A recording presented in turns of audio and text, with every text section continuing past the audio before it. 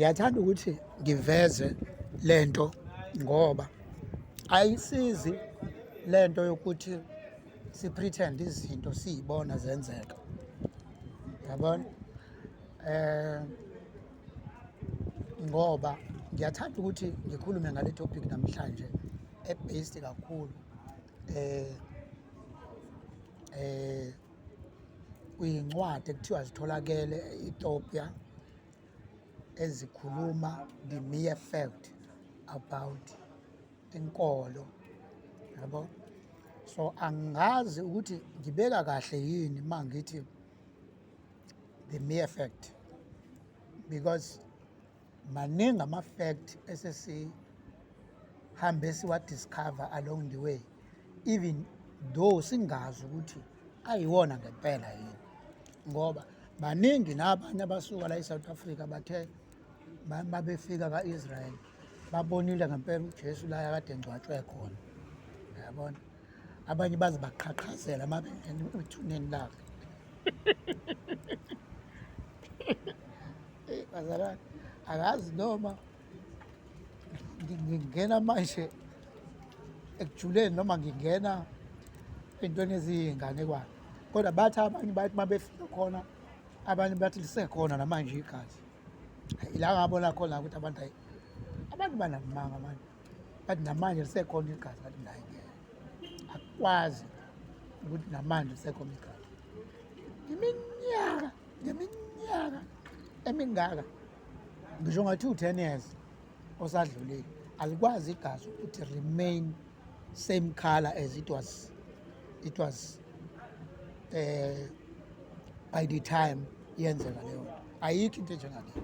So-ke ngokudiscover lelo khuzana le information ekhuluma ngokuthi kuneBhayibheli elisha elitholakala e-Ethiopia eliveza ukuthi uJesu akakaze abe mnyama, akakaze futhi abethelwe, futhi i-Ethiopia izwe elingakaze licolonizwe, alikaze lifakelwe information engesilona iqiniso. So they manage ukuthi bona bayigcine yonke lezi ncwadi, so bayayiveza-ke njengamanje, bayayirelease. Angimangali, akungithusi mina ukuthi leyo nto uma kungathiwa iyenzeka, ibe yenzeka ezweni elilodwa la e-Afrika, ngeke ngamangala, because nginalo vele ulwazi oluthi i-Africa vele iyona ephethe information egcwele ngokwe-religion noma ngokwenkolo uNkulunkulu ayifoma ngesikhathi edala abantu. So-ke akungithusi ukuthi uma kungathiwa khona information ediscoverwayo, ngoba namanje ngokwase-Egypt ikhona into ethi basayithola information entsha ekhulumayo ngendaba yenkolo noJesu. So ngiyafisa ukuthi bazalwane ngikhulume ngale nto, ngoba ngiyazi ukuthi uma ngingakhulumi ngayo kuzoba sengathi mhlambe ingoba ngibalekela iqiniso noma kwenzakalani. Angeke ngize ngikwazi ukubalekela iqiniso, ngizo-remaina honest ngale ndlela ethi ngizokhuluma lokhu mina engikutholile. Uma kuthiwa kutholakala information entsha, ngizokhuluma ngaleyo ndlela leyo. So allow me guys ukuthi ngikhulume nayo information enginayo. Information enginayo ithi lezi zinto ziya escalate noma ziyahaphena la ku-YouTube, ziyavela eziveza information entsha ngendaba kaJesu. Ngiyafisa futhi ukuthi ngikuveze ukuthi ayilethwanga yimina le information, but ilethwe yilaba abayilethile. Ekumele sikubeke ngokucacile ukuthi njengoba beyilethile leyo information, there is something should abayitholile, then they are trying by all means ukuthi bayiveze ibe sobala, yabona? Ngiyafisa futhi ukuthi ngiveze ukuthi ngenxa ukuthi sike saya nathi e-college sikwazile ukuthi uma sifika khona safike sachazela ukuthi this Bible esiwafundayo njengamanje amaBhayibheli akhandwe ilokhuzana i-American scholars iwona athi mayithola information emayelana neBhayibheli ayise ebhala amaBhayibheli amaningi awadistribute umhlaba wonke. ukuthi ke la information babeyithathaphi angifuni ukuthi ngigxile ukuthi babeyithathaphi kodwa iqiniso lithi i-information yonke egcwele emayelana nenkolo ila e-Afrika. Alright, so ke nansi into eyenzekayo-ke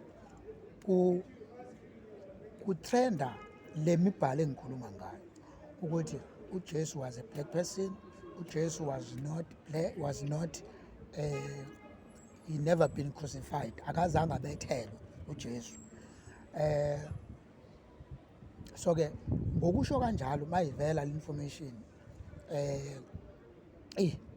izoshintsha into eningi bazalwane, izoshintsha into eningi ngendlela okuyiyona. Ngike ngathola na before ukuthi khona la kuvela khona ukuthi uPutin uveze nayo information ayaziyo la ediscover khona ukuthi uyayela uJesu wayemnyama, wayithatha leyo information wayikhuluma ngawo la ku-YouTube, because ku-YouTube izinto ey'ningi ziyavela. Ngiyafisa ukuthi ngikuveze ukuthi njengamanje inkinga esinayo, sinenkinga ukuthi sesimemeze kakhulu uJesu, usengenile emadlebeni ethu nasengqondweni zethu ukuthi uJesu ukhona, uya-exista, and ingqondo yethu ithi uJesu umhlophe noma uwumuntu oyi-white man. So ngiyafisa ukuthi ngikuveze lokho ukuthi uma sesithola information manje entsha izosilimaza, ngoba sekufanele manje siqale phansi si-adjuste ukuthi okay, kusho ukuthi konke lokho besikwazi sekufanele manje siqale phansi sikudelete, yabona. So and ngiyafisa ukuthi ngiyiveze lento ukuthi nami iyangilimaza le information, angifuni uqamba amanga, even though ngike ngakhuluma kwezinye zey'ntshumayelo ngathi mina lento yokuthandaza kuJesu esingamazi yiyo esibangayo ukuthi sihlezi sinosizi thina abantu abamnyama, impilo yethu ingaphumeleli. So uma kuwukuthi uNkulunkulu is answering those questions ebesinawo, mina ngingathi malibonge igama leNkosi, ngoba njengamanje yonke into uNkulunkulu ubuyisela into yonke akade eyidalile kwindlela ayekade eyidale ngayo. Zonke izinto njengamanje ngike ngasho kwezinye intshumayelo ngathi yonke into njengamanje is going back where God the Creator was created them. Ngamanye amazwi malithi izwi leNkosi akayushiya itshe liphezu kwelinye, kwenzeka leyo nto ke njengamanje ukuthi uNkulunkulu ubuyisela izinto ngononina bazo, ukuthi information ekade sihamba ngayo all along sekufanele sibe ne-understanding ukuthi ibi wrong. But ngike ngasho ke futhi kwenye iy'ntshumayelo zami engike ngathi mina ngike ngakhuleka uNkulunkulu mina ngibuza nangale iBhayibheli. Umoya oNgcwele has confirmed ukuthi yes, leli Bhayibheli elifundayo is edited too much, aliyona i-original. Wayeseluleka ke wathi kodwa bhekisisani la kukhuluma khona ku-based ekuthenini uNkulunkulu uthini kini, yabona, uthini kini. So akuwona wonke amavesi abhedayo, yabo, ekufanele nicabanga ukuthi agcwele iBhayibheli, kodwa enzani sure ukuthi la kuthiwa khona khonzani uNkulunkulu, mukhonzeni uNkulunkulu, nimlalele lento asuke yisho kunina, yabo. So ngayiveza leyo information. Engithanda ukuthi ngiveze ukuthi bazalwane lezi zinto simele ukuthi sikhulume ngazo, ukuthi abantu abaningi uma nizokhumbula, ngoba njengoba ngikhuluma ngalento ngikhumbula ukuthi ikhona ngisho eBhayibhelini incwadi ethi kofika ikhathi zomphika uKristu.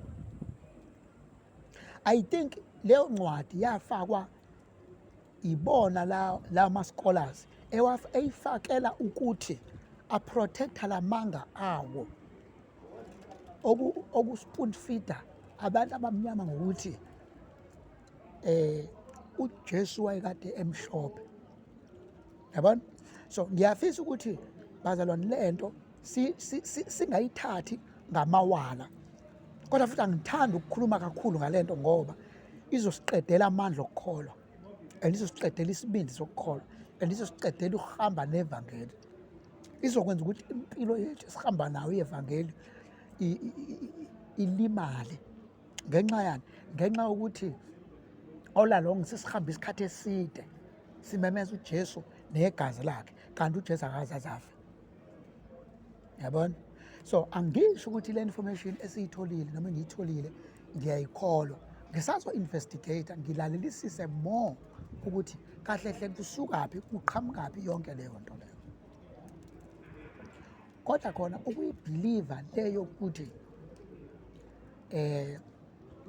uYesu wayemnyama, ngiyakubhiliva lokho 100%. Angifuni ukuqamba amanga, 100% ngiyakubhiliva ngempela-ke lokho, ngoba ibhilivi yami isuka la ekuthenini wayekade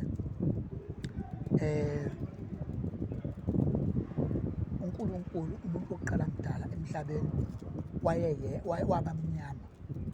So ngike ngaveza kwenye iy'nkulumo zami, ngike ngaveza ukuthi ngelinye